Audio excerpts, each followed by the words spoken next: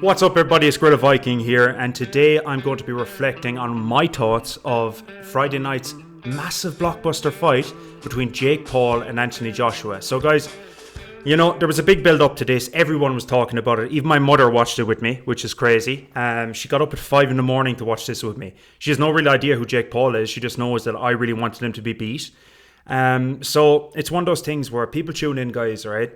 People tune into these fights and you're tuning in for one of two reasons. Either you're a big Jake Paul fan or you want to see the legacy and I suppose the legitimacy of boxing preserved. Now listen, Jake Paul, okay, he's one of those guys that, listen, I follow him. I've watched so many of his fights. I've tuned into so many of his fights hoping he gets knocked out and he never does, okay? But there's a couple of things, guys, about this fight that I just need to get off my chest. It's really pissing me off the past few days.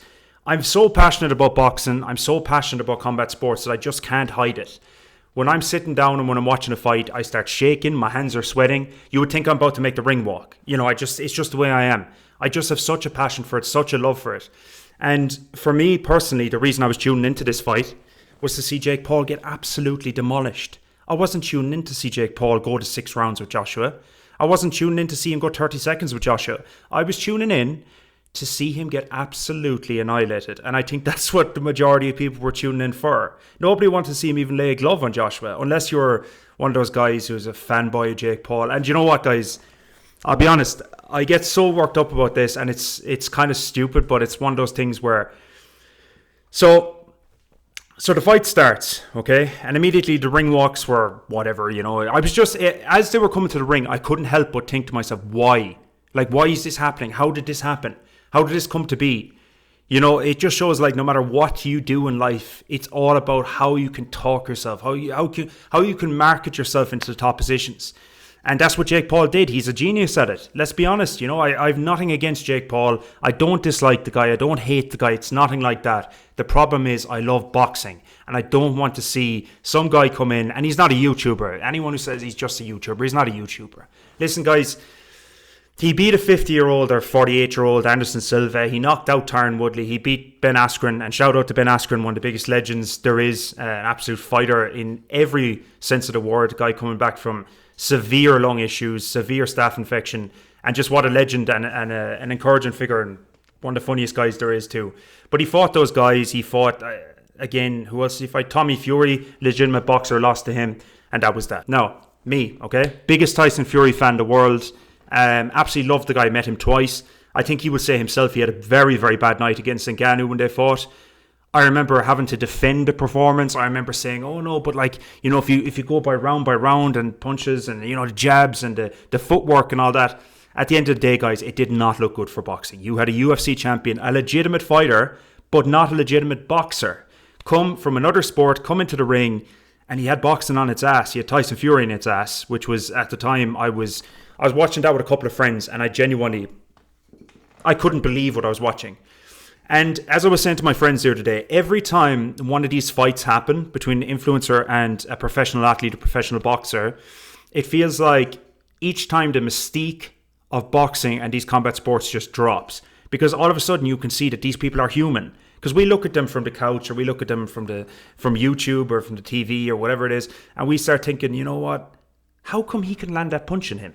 I thought these guys, that if I was in a street fight, I'd have no chance with these guys. So immediately you're watching it, and I knew what it was going to be. It was going to be the sequel to Forrest Gump. Jake is running around the ring like, it was honestly, I think he put so many miles on the clock that, I don't know. He should have collected money for it. Well, he did. He collected 90 million, but he should have raised charity for a 10K because he did such a good job running around the ring. I knew what I was in for, okay? And listen, guys, just want to preface this by saying, at no point did I think Jake Paul was going to stand in the center of the ring and try to close off the ring on Anthony Joshua, work the jab, slip. You know, like there was none of that going to happen. I knew that Jake Paul's best shot was literally a shot from the gods, that he swing from a corner when Joshua's, you know, piling up on him or whatever. But at the same time, guys, listen, I'm hearing this bullshit online, all right? And it's actually I'm so passionate about the sport of boxing. I love boxing. I love combat sports. But the one thing that I cannot accept and I just cannot tolerate is this bullshit that Jake Paul, oh, like, look how well he did. Like, you know, he's so brave, the perseverance, the courage to keep getting up off the canvas. Guys, Jake Paul put himself on the ground about 10 times in that fight. He literally dove for the knees about 6 or 7 times, sniffing the jockstrap. He thought he was in an MMA fight, or even not even that. It was like jiu-jitsu. It was ridiculous. There was one point where they fell over each other. And I'm not going to lie, I felt for Joshua in that moment. Not really, because he's getting 90 million to beat up pretty much a boxing bum. Let's be honest, you know, now, again, no disrespect to Jake, but what I'm saying is that if you compare the levels, this is no different from an amateur white-collar fighter moving in against a world champion, an Olympic gold medalist, 6'6", Goliath in Anthony Joshua. So, you know, this was a mismatch from the very beginning. So, you know, I can understand that Jake was never going to stand square in the middle and start, you know what I mean, slipping and diving. But I was expecting at least to earn your 90 million and try go out there. And even if you do get knocked out, okay? And I don't want to hear this stuff as in, I hear all this rubbish then, people saying online, and the amount of people in the comment section online that are praising Jake Paul for this performance, that he kept getting up. He kept going down on purpose. He was hoping that the referee would stop the fight so then he wouldn't have to get knocked out. He was hoping for the 90 million being handed into his pocket. He wasn't going to get that. The referee at one point stops the 2 guys in the middle of the ring. Jake Paul's running around the ring, running. And then all of a sudden, the referee stops him and says, hey guys, listen, the fans didn't pay to see this crap, all right? And I was sitting there at the time, and I actually thought the commentary team had said that. Mauro Ranallo. I thought he had said that, but it was actually the referee, and Mauro was just reiterating what he said. But he was absolutely right. Please, can everyone stop talking about Jake Paul and, he's so, you know, the bravery. He went in against Joshua and lost. I can't even speak. I'm sick of hearing about the bravery of Jake Paul. He went in against Joshua and he lasted 6 rounds. You know, the bravery to get in there. Guys, let me make this very clear, okay? I would go in there in a heartbeat for 90 million. If you give me 6 months training camp, okay, to go in against Anthony Joshua, I will go in there and get my ass absolutely handed to me for 90 million, okay? Absolutely handed to me. But please don't call me brave for that.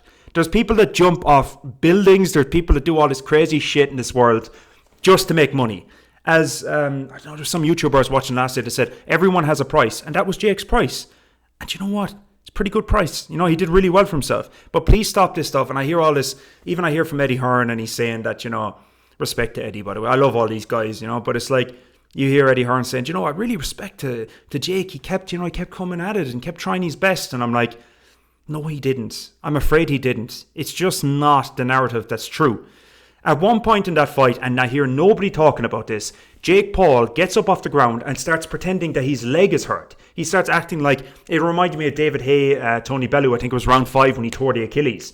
It was almost like, he was like, oh, my leg. And all of a sudden, Joshua starts coming forward and his leg was perfect, okay? And I'm not saying that obviously, no matter how bad your leg is, you see this absolutely army tank, this absolute monster coming towards you, you're gonna start getting over the leg pretty quick. But in this case, you can clearly see Jake Paul reaches for his leg and acts like it's twinged, and then all of a sudden, it's fine again. Now, Joshua, he definitely didn't twinge his leg, okay? There's no way he twinged his leg. He hadn't mentioned it since, okay? If that was actually a legitimate injury, he'd be mentioning it. I twinged my leg and I couldn't come back from it or whatever. It was really damaging me and it was inhibiting my performance or whatever. He didn't even mention it. What Jake Paul was trying to do is he kept diving for the feet, kept diving to the floor because the guy was trying to find a way out. He was hoping the referee would say, listen, okay, disqualification. The referee didn't even take a point. In an amateur, even in a white-collar boxing match, they would take a point for that. In the amateurs, absolutely. You would definitely take a point because you're disturbing the whole flow of the contest. The whole fight now is just a diving contest. Some guy on the floor, Joshua trying to hit him. Now, the next thing I want to address is everyone talking about how did Joshua not take care of this guy in less than 6 rounds. Even the best chess player in the world won't look good against a guy who can't play chess. Let me say that again. Even the best chess player in the world can't look good against a guy who can't play chess, which is me. I can't play chess. So if this master chess player is in front of me and he starts moving all these little things, I'll move it there. But he's not going to be able to show off his skills against me because everyone's going to be like, what is this? He can't get into a flow with this game. Because this guy doesn't know the rules. I'm not saying that Jake Paul doesn't know at all how to box. Jake Paul, listen, guys, the hate this guy gets, and including from me, okay, there is a little bit of bitterness there, okay, because obviously Jake Paul, he's making 90 million and he shouldn't be. There's guys boxing their hearts out in halls around the country. I'm in the Netherlands, but I know in Ireland, in particular, the white collar scene, there's guys getting the absolute shit beat out of them and not making a penny for it, okay? So, Jake Paul, he's boxing, okay? But it was just legitimately shit. Like, it was terrible. The only reason Jake Paul did that thing with the leg was he's hoping the referee would give him a way out, but he wasn't going to give him the way out, okay? So, Jake Paul starts diving to the floor. Again, referee, get up. Jake Paul's like, oh shit, this didn't go the way I thought it would go. And also, back to the analogy of the chess player. So, for example, Anthony Joshua, how is he supposed to look good against a guy that does not want to fight? He doesn't want to fight. He was running around the ring. No matter how good of a boxer you are, guys, if a guy's running, you can't land those shots. And as well, you can't plant your feet. When Joshua's learning in the gym, or when he's practicing, or when he's doing whatever, and when Usyk is training him at the moment, because he's in Team Usyk at the moment, Usyk is obviously showing him plant your feet, slip of the shoulders, work the jab, the head movement, all that kind of stuff. But when a guy just doesn't want to compete, when he does not want to do those things, sometimes I feel like a boxer's biggest kryptonite is a man that can't box at all, or who's never been taught to even throw a punch.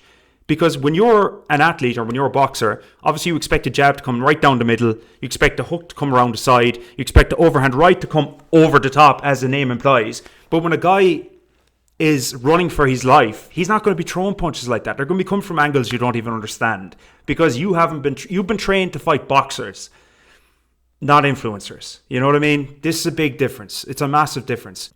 So anyways, yes, Joshua can't possibly look good. As I always say, with all of these influencer fights, there's only one person going to win, and that's going to be the influencer. No matter what Joshua does, even if he knocks him out in 10 seconds, unless he knocks him out in 10 seconds, nobody's going to be heaping praise on Joshua, but I'm going to be one of those people, all right? Joshua was sent to do a job in Ngannou that time after Fury wasn't able to do it that night.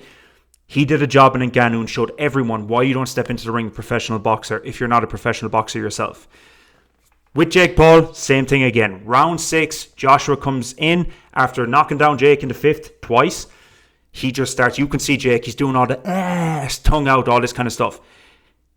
The tongue was pretty quick going back in because he started realizing, oh shit, this is no shenanigans here, man. There's no shenanigans here. I'm in the corner against a 6'6", 245-pound monster, Olympic gold medalist, 2-time heavyweight champion of the world. I'm about to get absolutely demolished. So Joshua corners off the ring, breaks off the ring, gets him in the corner. Boom, boom, boom, boom. Double. 1-2. Right to the chin. Jake Paul goes down. And to be honest, most disappointing part is that he was on the ground like, whoa. I was like, in my opinion, I think Joshua might have held back on that punch. I don't want to be a hater, but it is what it is, okay? Anyways, Joshua saves the day, saves boxing once again, puts it back where it should be in the prestigious category of not everyone can do this, guys. So, yeah, he lost that fight. He was brutal in the fight. I thought he did terribly. I thought he did the bare minimum. For 90 million, I think if you don't get up off your ass and if you don't at least try to fight, you should lose the majority of that paycheck, or at least have to give the whole thing to charity. There should be a clause in the fight. If you don't turn up to fight for 90 million, I'm sorry guys, but that's just a disgrace, all right? Absolute disgrace. And that's what I felt Jake Paul's performance was. Not that I would have done any different, but I actually think I would have. I know it's easy to say that, but I think I would have. I think at least I'm going to get 90 million, okay? I'm going to get knocked out, but at least, try, you know what I mean? Try. Don't be going to the ground. Don't be looking for an easy way out. Just don't be looking for an easy way out. So anyways, guys, that's my analysis of the fight. Thank you so much for watching. I'm going to be trying to do more stuff like this, guys. I love combat sports, so I might be covering some MMA news, boxing news, WWE. I know that's not everyone's cup of tea, but yeah, I'm one of those guys. I like WWE, guys. I like seeing guys, wrestling around their shorts or whatever you want to throw at me. Throw it all at me. It's okay.